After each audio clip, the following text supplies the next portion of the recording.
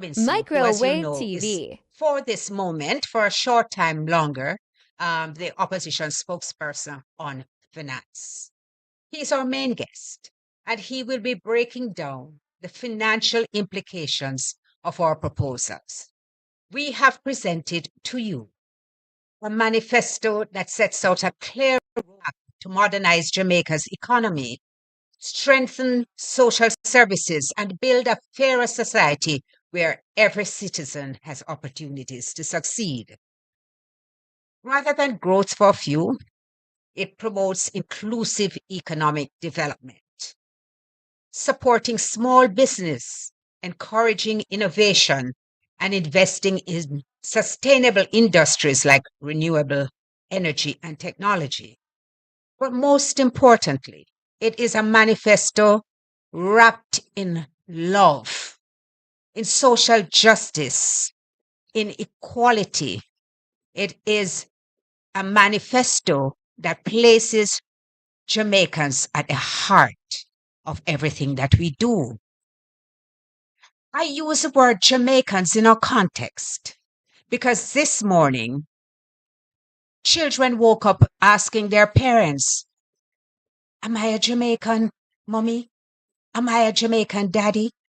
Adults went to bed last night confused as to what exactly the Prime Minister meant when he said you can be born here and not a Jamaican.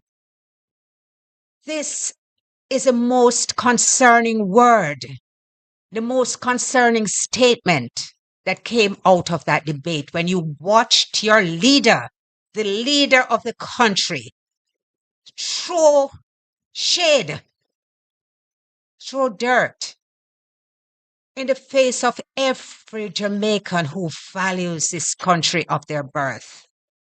The most important thing to all of us is to be able to say, I'm an Banya, I'm an Anya, just proudly declaring that we are Jamaicans.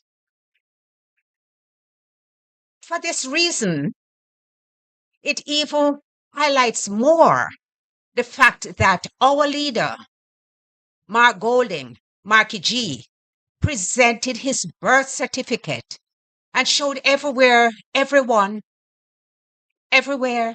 all over the world, that he was born in Jamaica, shattering the myth on which the Jamaica Labour Party has framed its campaign, a campaign which is embedded in racial hostility, which defies our motto out of one people, and which is in the slap of the face of every well-thinking Jamaican. I am a Jamaican. I am born here. I value it. And I will not make the words of one person try to strip me of my identity. So we have 4 days of campaigning left. Today, police, soldiers, and election day workers are voting. And some concerns have arisen, which I will ask Raymond to address. Thank you very much, Donna, and good morning to everybody viewing and listening. Now, we place it as a grave concern, nothing deeper than that just yet. The reports across the island of bomb threats, which have caused a great strain on the security forces, must be contemplated as a possible ploy to disrupt the smooth voting process for police officers, soldiers, and election day workers, among others. One wonders if this is a coordinated attempt to suppress votes. Our men and women of our security forces, our first responders, are dedicated professionals who will always respond to protect and reassure. They too, as citizens of Jamaica and on the voters list, have a right to exercise their franchise. And it would be a new departure and a new low were it to one day be revealed that, as TVJ now reports, there appears to be a coordinated bomb threat at several PICA and other government offices across the island. The Jamaica Fire Brigade told TVJ, Radio Jamaica News, that there are bomb scares rather, at PICA offices in the corporate area, Montego Bay, Mandeville, Maypen, and Port Antonio. The Commissioner of the Fire Services, Stuart Beckford, told their news center that other government offices, including the Ministry of Local Government, the UDC on Ocean Boulevard, JAMPRO, and the National Housing Trust, are also affected. We would call upon well-thinking citizens to abhor this development, and we extend our prayers and our support to the men and women of the security forces who will, as I said earlier, always respond to protect and reassure. Thank you, Raymond. Julia, did you want to say something on that score? I just want to encourage the members of the security forces to remain patient. You will be able to vote. Some of you have to go to respond to these threats, which appear to be coordinated hoaxes. But there's an assurance that you will be able to exercise your franchise today. So I don't want anyone to be this confusion, this deliberate attempt to create confusion, to deter anybody today from exercising their right to go out and vote. And I really want to frankly add my thanks to the members of the security forces, knowing that they serve and protect. We respect these sacrifices which they make, but we also know that Jamaicans are resolute about exercising their franchise. And I encourage everybody who is listening today to remember that on September 3rd, do not let anything stop you from going out to vote. You must vote. And voting for Jamaica and Jamaicans, those of us who born here, with our birth certificates in our hand, means you are to put your X beside the head. So, Julian, we can come back to the press conference last night, because this is really an interactive session. We are talking to each other. We are talking to you. We want a conversation. There has been much criticism about the PNP's 3.5 million tax plan.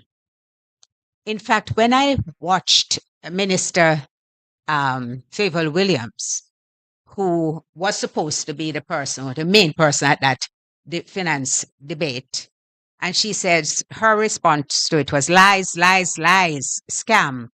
It brought back some memories of how the discussions had emerged. We had actually been calling for an increase in the threshold for some time. And we had, in fact, increased the threshold before. Twice Before we had done that. When the PNP was in office. So tell the people of Jamaica and the diaspora how it is that the PNP will fund this tax. Thank you very much, Donna. And good morning to Jamaicans, both here and in the diaspora.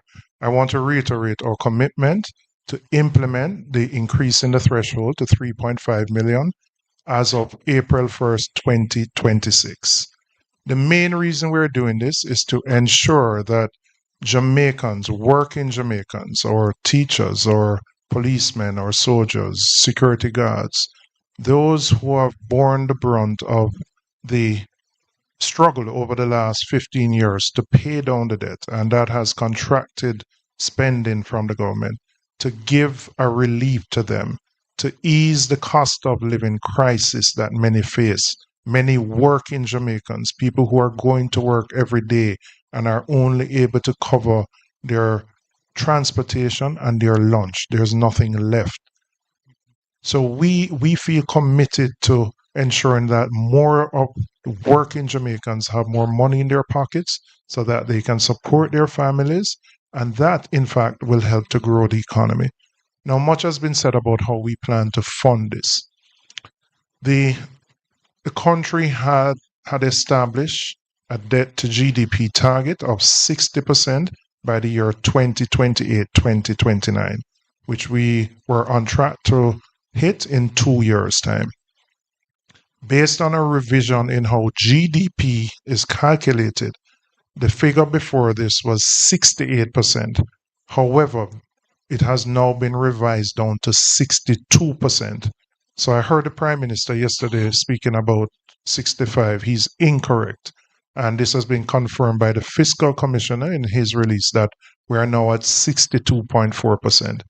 And based on the projected down payment in debt, we will get to the 60% target by the end of this fiscal year, which is March 31st, 2026. What that does for the economy is that it frees up fiscal space for us to spend resources in critical areas that we deem to be priorities. Our calculation is that we will be able to spend an additional 2% of GDP, and our calculation of GDP, 1% is $35 billion. So this hitting the target of 60% frees up approximately $70 billion, which is more than enough to allow us to implement the increase in the threshold. So for those persons who are concerned that we cannot find the resources to fund it, the space is there to do so. It doesn't mean that we're going to stop paying our debt. We still have debt to pay, and we will still make the provisions in what is called our primary balance, which is the difference between what government earns and what government spends. We will still ensure there is enough to pay down that debt, to be fiscally responsible, and to honor all our obligations. But we have deemed it a priority to ensure that working Jamaicans get an opportunity where the pressure that they have absorbed over the last 10, 15 years is eased and they get a break. And that is why we remain committed to implementing this plan, and we will do so starting April 1st, 2026. I'm going to ask Cleveland to do a comparison between what we have proposed and what the JLP has proposed in their income tax reduction plan. Thank you, Julian. And before I get into the comparison, I want it to be clearly established how we have arrived at the additional fiscal space that will be created to finance our adjustment to the income tax threshold. I have here in my hand the 5th schedule of the Financial Administration and Audit Act, which is a law that governs public finances to ensure fiscal responsibility. This section of the Act was put into law by the last PNP government in 2014. What it is in essence, is an equation that determines what the primary balance should be each year for us to hit the 60% debt to GDP target. We had established it in law, and it was extended. The timeline we had established 2025, 2026, it was extended because of COVID, and the PNP supported it at the time because we understood the necessities. Given what Julian has expressed with respect to the recalibration of GDP, the debt to GDP ratio is now at 62.4%, which means if you plug in all the variables, in this equation, it will tell you that you can reduce the primary balance because you are now almost there with respect to meeting the 60% target. It is expected that we'll hit that target by the end of the current fiscal year, which will end March 2026. It is in the release provided by the fiscal commissioner. So if we will hit the target, it means that we can, by this very equation, reduce the primary balance. In the government's fiscal policy paper, the projected primary balance for next fiscal year is 3.7%. And that is predicated on last GDP, debt to GDP figure of 68%. So since the recalibration, and we're expected to hit the 60% by March 2026, it means that we can reduce the primary balance by around 2%. And a reduction of the primary balance by around 2% frees up money, the fiscal space Julian was referring to the tune of around $70 billion. So our adjustment to the income tax threshold can be comfortably funded within a year. So, Cleveland, what does this mean for the average person? The police Absolutely. who will be voting today, the teachers who are in the midst of their negotiations, the nurses, how translate to me what difference this will make in their lives? Absolutely. And I've seen a narrative out there that says our policy will only benefit persons who earn up to $3.5 million. That is nonsense. If anyone who understands what the income tax threshold is, when we adjust the income tax threshold, it means that the first $3.5 million of your salary is not subjected to income tax. Any income earned above the 3.5 million is subjected to income tax.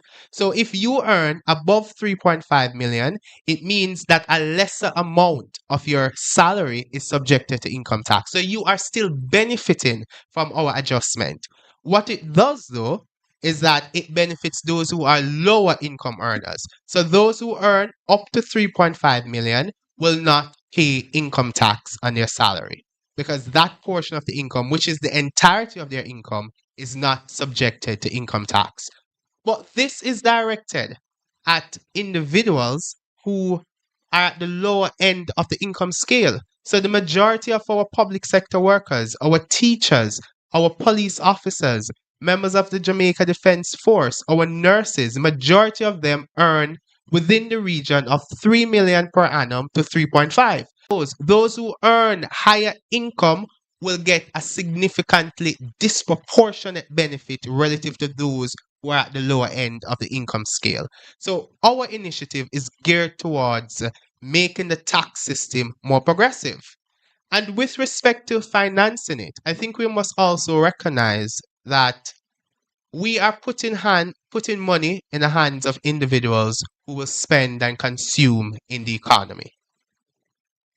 When we reduce, I make this point, when we reduce the income tax, when we lift the income tax threshold and individuals take home more money, then they will spend that money in the economy and government will be able to recover indirect taxes roughly to the tune of around $10 billion. So some of the funding needed for our adjustment to the income tax threshold will come from indirect taxes that will be generated by more consumption and more economic activity taking place in the economy.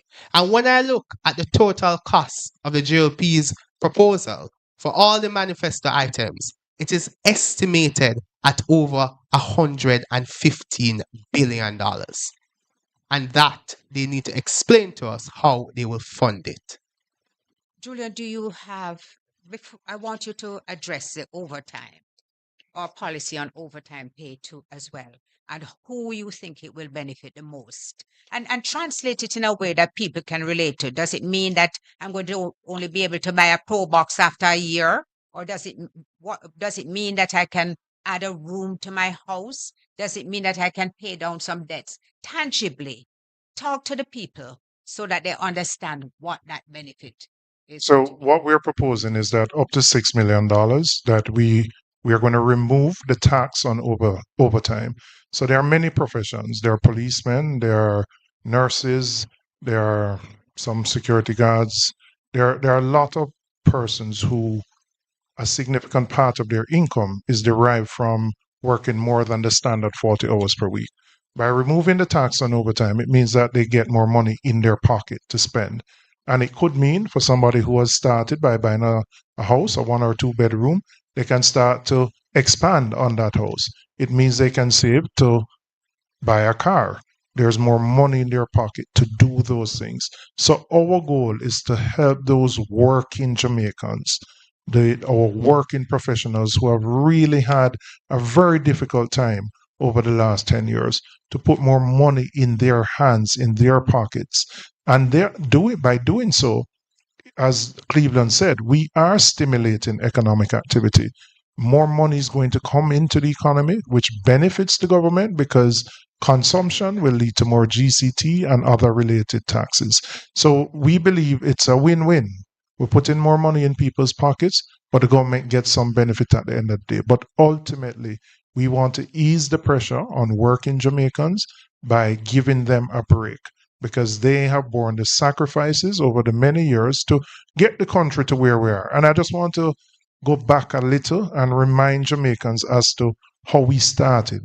The last PNP administration that came in 2012 we inherited an economy which was on the verge of economic collapse, where the JLP in 2011 did not even take the IMF test. They didn't even show up for the test. We had lost credibility with the international financial community, and it required the political capital of the then Prime Minister, Portia Simpson Miller, the Finance Minister, Peter Phillips, and our friends in the Congressional Black Caucus in the US who assisted us in getting a meeting with the IMF. And it took a lot of heavy lifting to re-establish that credibility. Out of that period was the establishment of EPOC, which has now been succeeded by the Fiscal Commission. But importantly, we were able to bring all the stakeholders together, government, the private sector, the unions, who understood the need for sacrifice during that period. And we actually put into law this debt to GDP target. It's important to note it started under the PNP administration of Portia Simpson Miller and Peter Phillips. It continued when the JLP won in 2016. And that is why we will always be fiscally responsible as a party, because we undertook the heavy lifting. We made the sacrifices. It was a painful period because we had to run very high primary surpluses in order to meet the debt to GDP target, which meant that not all the things we wanted to do, we could do. But that sacrifice is what, and the burden that was borne, we want to give back to the Jamaican people who bore that sacrifice more money in their pockets to ease the pressures that they are facing, and so that they can determine how best to use those additional resources.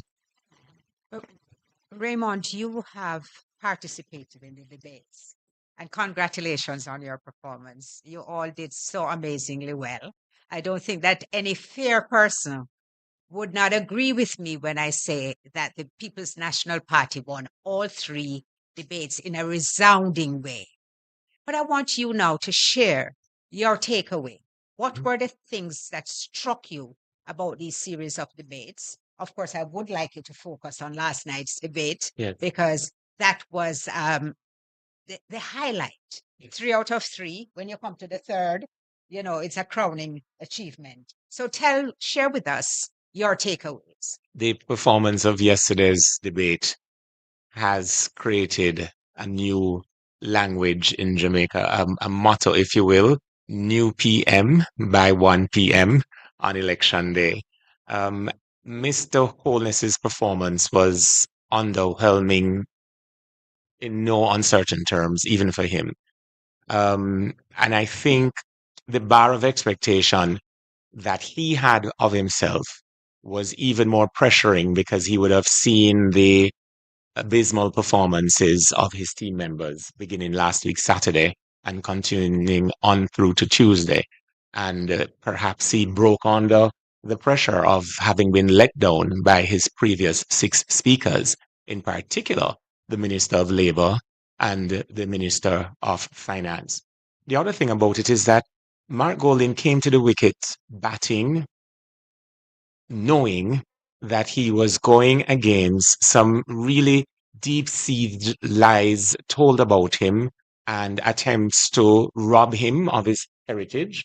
And we've all now been robbed of our heritage, because when a prime minister can declare that not because you're born in Jamaica means you are Jamaican, it is really an attempt to dislocate all of us from our proud heritage and our connection to a nation family, which gives all of us our global identity.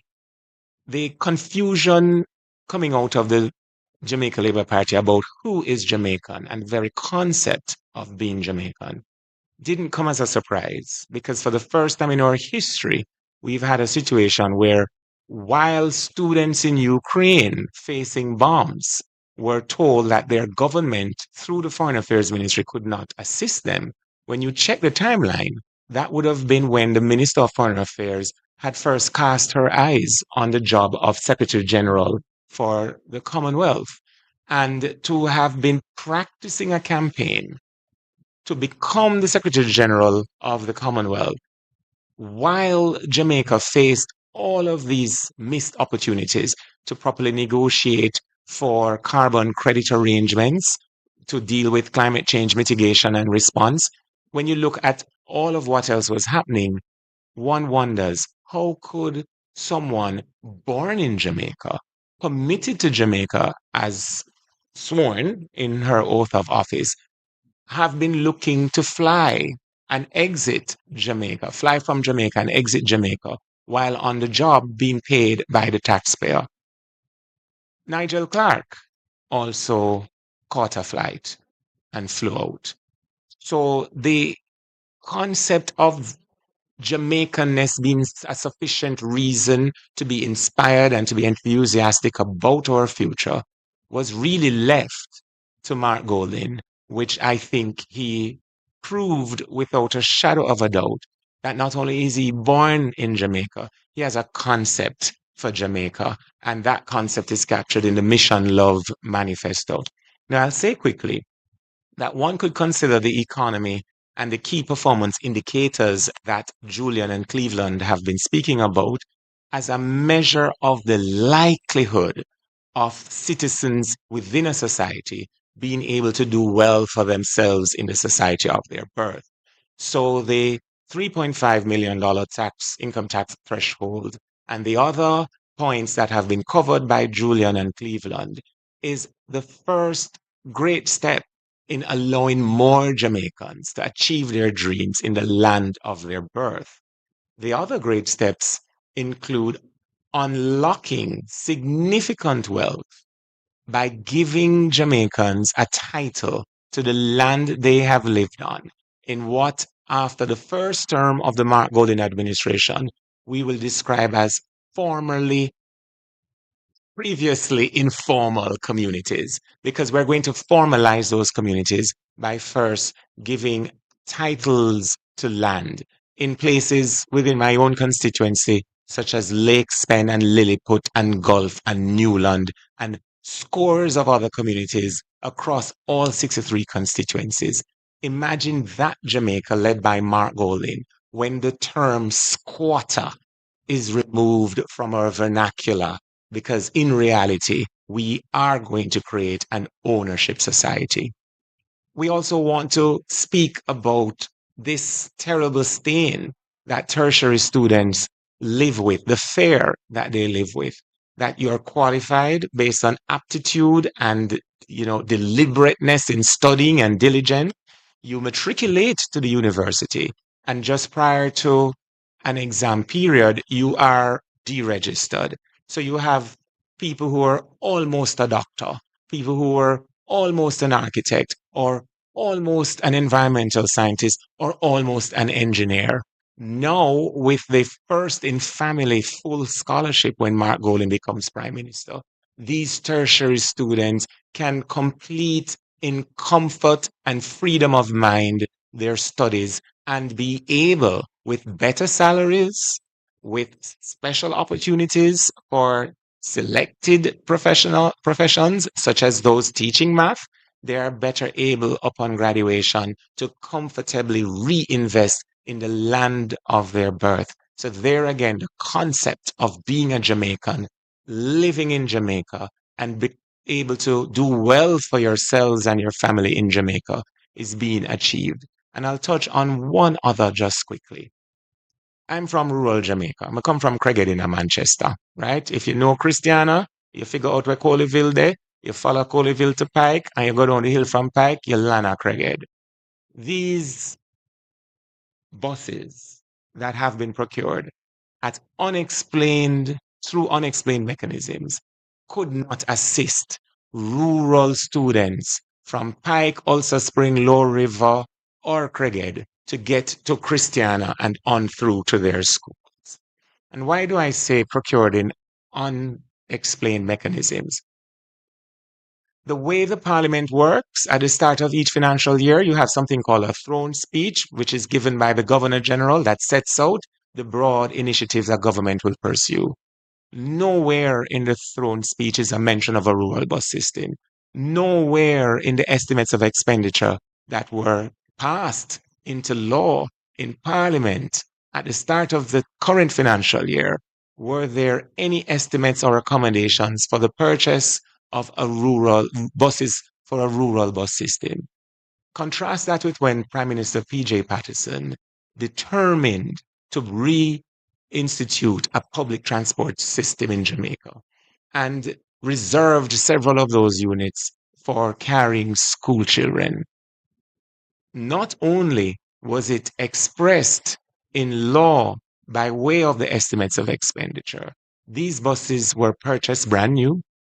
They were designed with the realities of our road network in mind. And all of us, I was one of the first generation of students to benefit from that. So I appreciate the need to widen the public transport system across Jamaica, including in the hinterlands, such as I go back to Cregget. I could mention Roses Valley or Gimme Me Bit or Moko in Clarendon, for example. And that is desirable.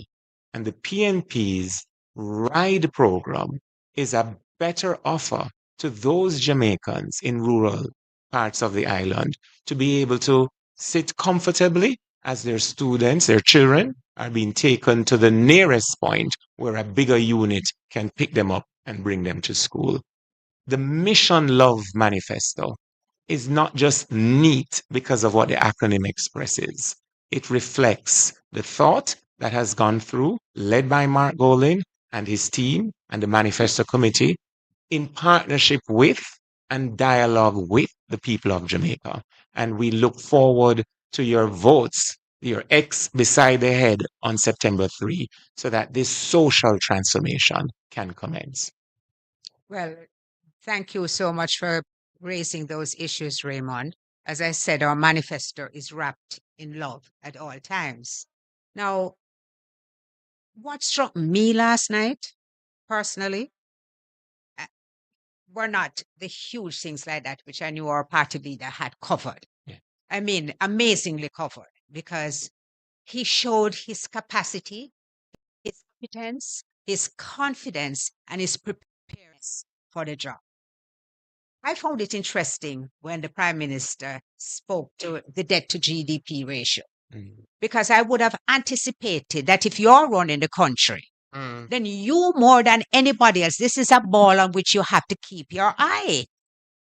And when I gasped, literally gasped in the audience, because I knew that there had been a reduction and that the release had come out and we were looking now at 62.4% at the time. But, you know, sometimes somebody does something that shows their personality in a way that because they are unguarded. And so when the question was thrown to the Prime Minister, and then our leader started to respond, and he started the argument and interrupted, it reinforced for me that he does not understand the concept of the rule of law, that there are rules which govern all of your activities and rules by which you must comply. And so when the leader presented his birth certificate, he asked a most important question.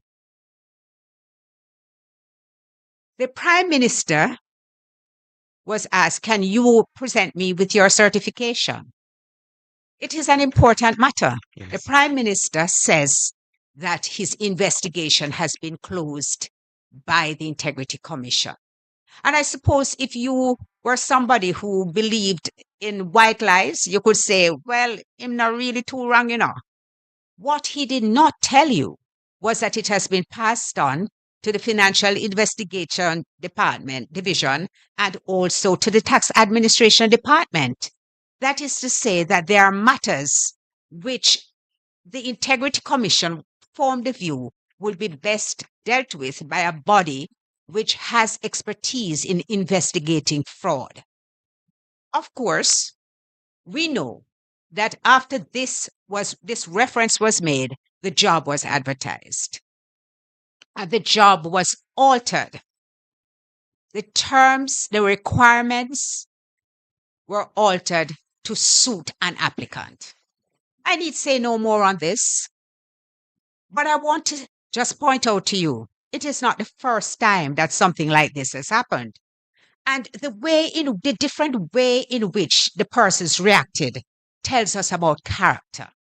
Because when the former I don't want to be too familiar as a Rocky Mead because he has his title, although we all call him Rocky Mead. When the former chief of defense was selected for the post of cabinet secretary, and I pointed out that he could not be considered because the Constitution required that that position be given to a public servant. The chief did not hesitate. He stepped aside because he knew that his integrity and his credibility mattered so much to him that he was not prepared to compromise it for a position. I simply contrast that with how the head of the FID has behaved. Under relentless public criticism, he has stood unmoved and unshaken. People who value certain things behave in a certain way. And I leave it there. I hope we have some online questions because I found the online questions really interesting last night. But until we do, are there any questions from Anthony Luck from TBJ. You need a mic? All right, come use this one. Welcome, Anthony. Thank you for joining us. All right. Firstly, for me, can I ask you to respond to this release from the JLP just now, which states that the General Secretary condemns PNP's elements for bomb threats? Yes, in the release, Dr. Chang says it appears elements in the PNP have adopted mischievous and disruptive actions in an attempt to disrupt the voting of the security forces. I urge elements in the PNP to desist from seeking. Can I get you to respond to This that? was prepared before the bomb threats were issued. No, he does not. I Can I get a response to that, please? Yeah, I saw, well, may I say this before a full response? Because a full response will have to come from the General Secretary. But I saw when that release was posted. And as somebody who grew with him granny, there is often a trait among the guilt. My grandmother's version of it was not as sophisticated as Sigmund Freud. But Sigmund Freud famously says, criminals leave clues. They have a compulsion to confess.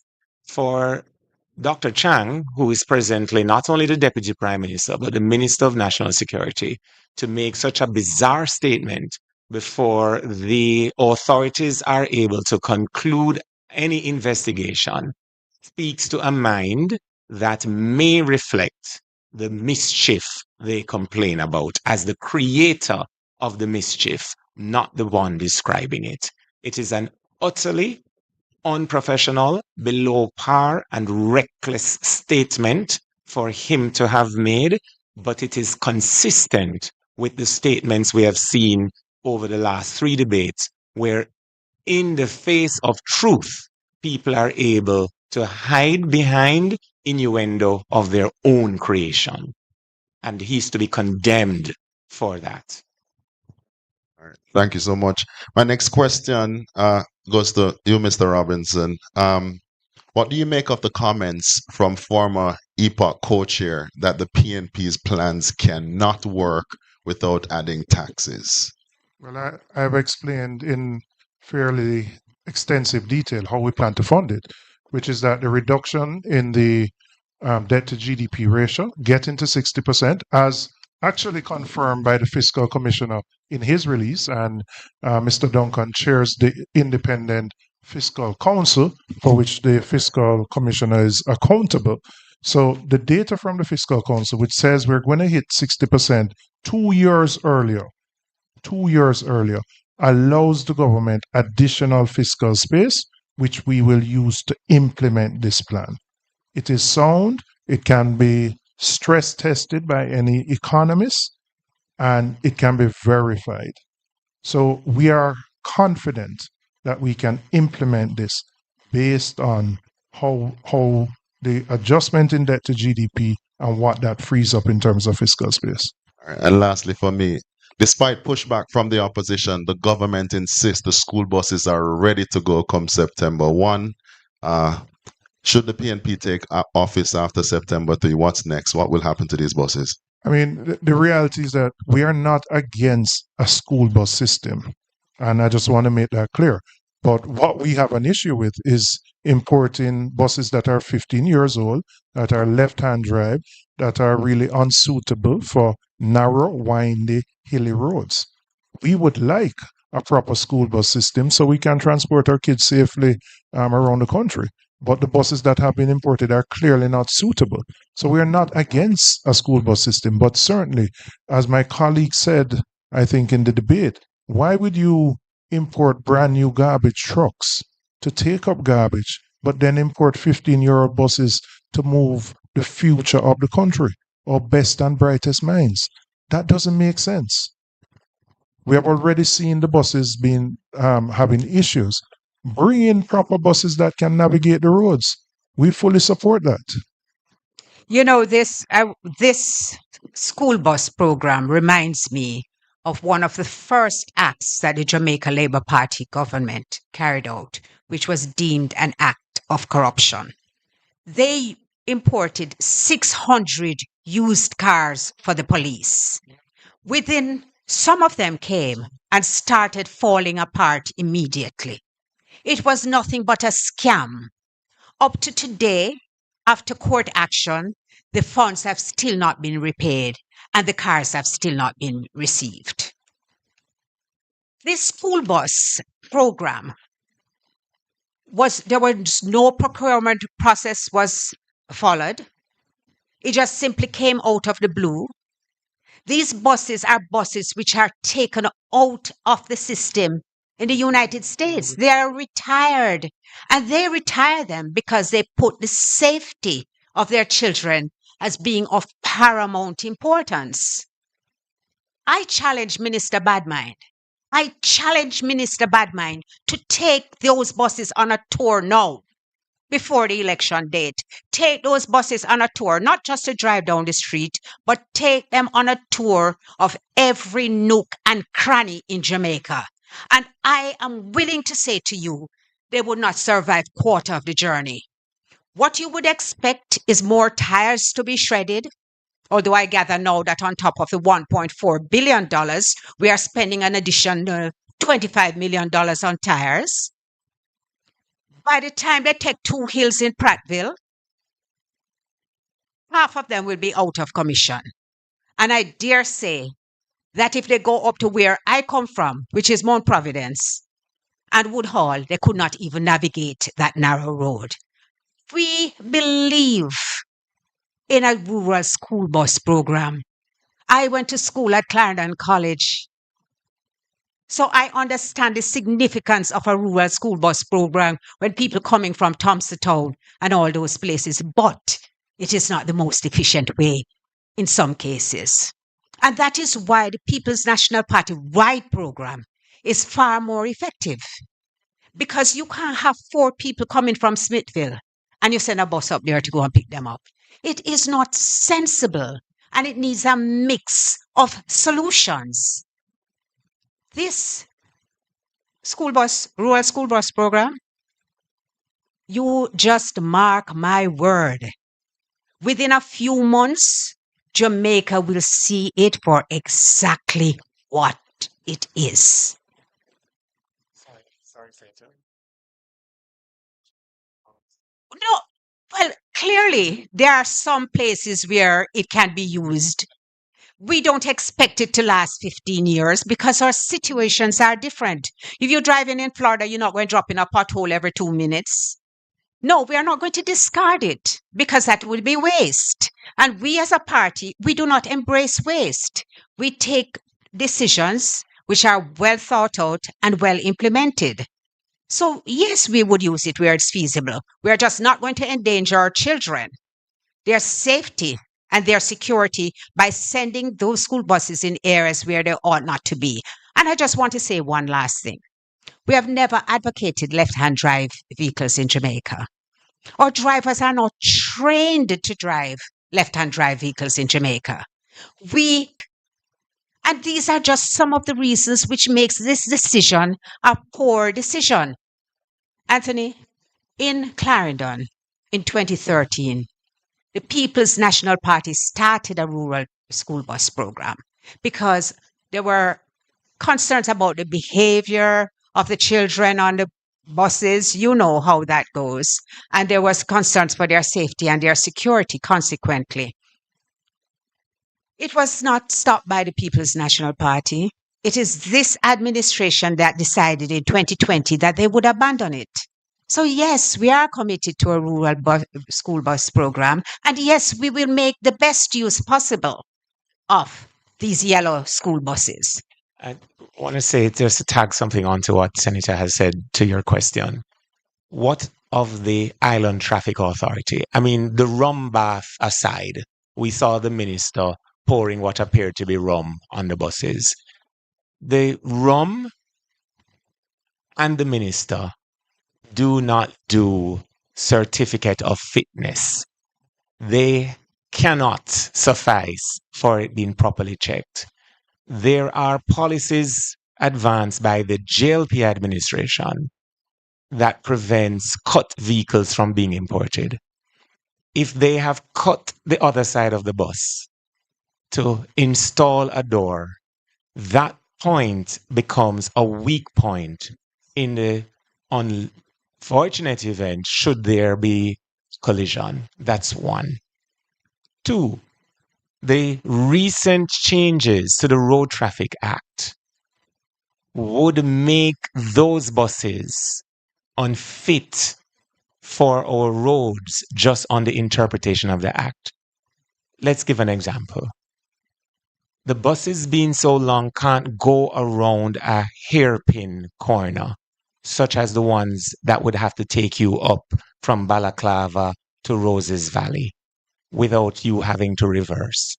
Driving a Pajero or a Prado around some of those corners, you still have to reverse.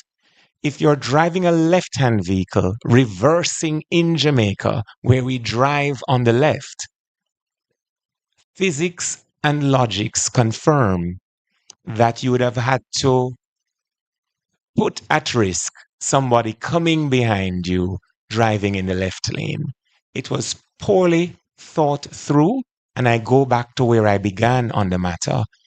In this country, a parliamentary democracy, when a government is spending to the tune of $1.4 and more billion, it ought to be expressed in the estimates of expenditure, which simply means in April, there had been no plan, no intention, and no budgetary allocation for the procurement of one of those buses, let alone the 100 buses.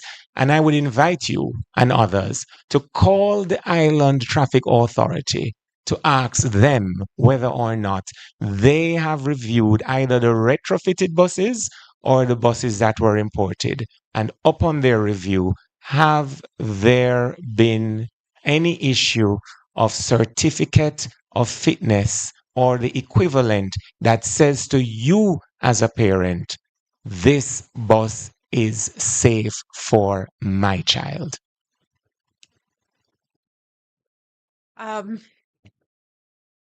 Well, thank you very much, those of you who have joined in. I want to address one last point, Julian, and that is something that I saw on X, formerly Twitter. I don't know why we still say formerly Twitter, but it was in relation to a comment that our leader made about Member of Parliament Juliet Hones. Now, the way that it has been spun is that he was wrong to speak about the Prime Minister's wife.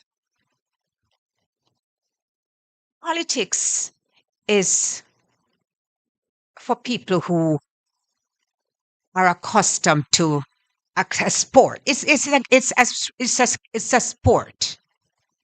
It's not a tea party. If you want to remain outside of the public scrutiny, then you should remain in a position of a wife. Once you determine that your husband, being prime minister, you want to become a member of the parliament. And then, having succeeded at that, you take on the position as speaker. That is now, your husband holds the highest position in the executive, and you hold the highest position in the legislature.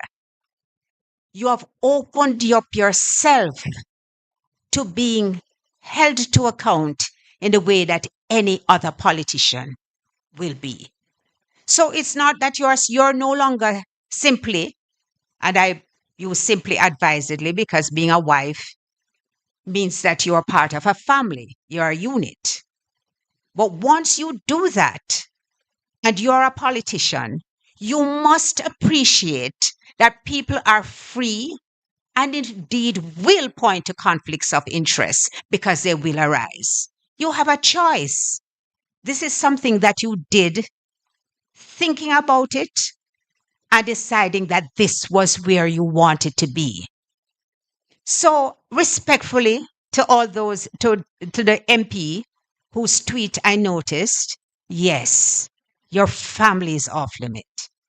Your husband and your child is definitely off limit. Everybody should respect that. I endorse that comment. But politicians are not off limit. And their conduct must be held up to scrutiny. It must be transparent and it must be accountable. And you must set your example by abiding by the rule of law. So thank you all very much. Thank you, Julian. I know you're busy campaigning, but I think that all that's set already. Thank you, Cleveland. Thank you, Raymond. It's just a pleasure to be with all these amazing men up here. So see you again soon.